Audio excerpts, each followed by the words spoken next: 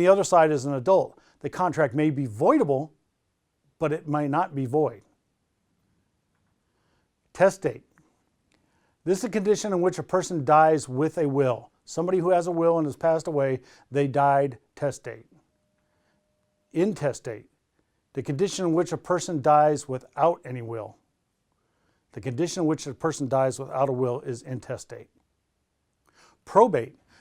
The process of determining who should receive the asset of a deceased person. This person's intentions are considered in this process. Obviously, this is done by a probate court. Escheat. This is very important. This is the process in which the property of a person who dies without any heirs to claim is taken by the state. This is also a process, let's say there's a dispute over an earnest money, and that earnest money is left at the escrow or title company, and there's never a judgment. Everybody just says, oh, forget it, I'm not going to pursue it.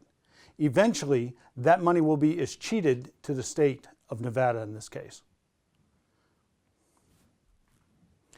Trust, an entity created to hold property. These are often created to avoid having to go to probate. Trustor is the person who pledges assets to a trust. Now remember, when somebody's buying a property and it's a trust that's buying a property, if they're getting a mortgage, that's going to be a problem because most mortgage companies, I've never heard of one that'll do this, but most mortgage companies will not loan to a trust. So the person will have to buy it on their own and then transfer it to the trust later.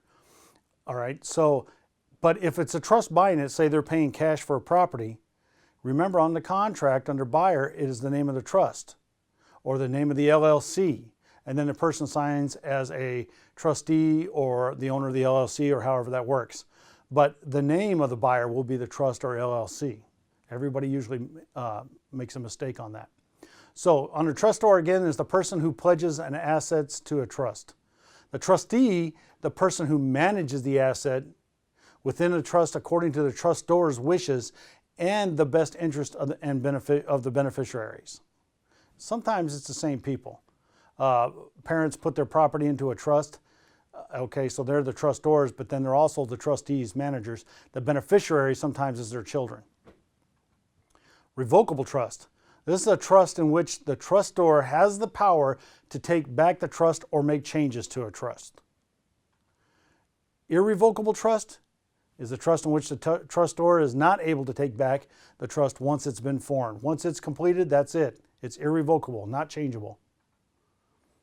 Alienation. So you may have by now heard about the alienation clause in a mortgage, but this is alienation they're talking about is when one seller sells to a buyer. Okay, that's the transfer of real property from one person to another. But the alienation clause in a mortgage is also known as a due on sale clause.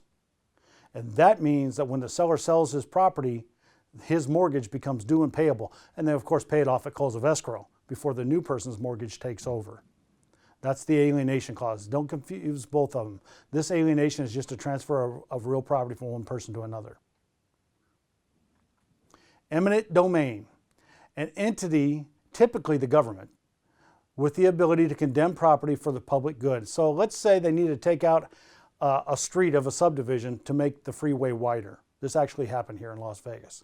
All right, so what they do is they go to those homeowners and they say, we're going to have a hearing, and then they decide fair market value for everybody's property, and that could be different on each one of them, of course.